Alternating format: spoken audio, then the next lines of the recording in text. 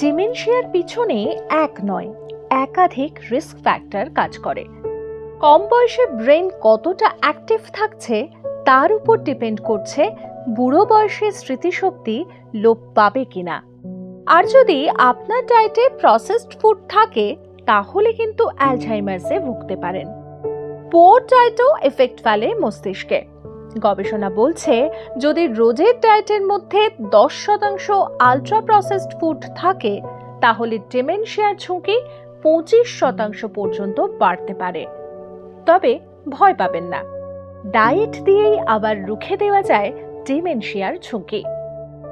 Dementia ও অ্যালঝাইমার্সের ঝুঁকি প্রতিরোধে expert mind diet. এটা হলো মেডিটেরেনিয়ান এবং ড্যাশ ডায়েটের কম্বো।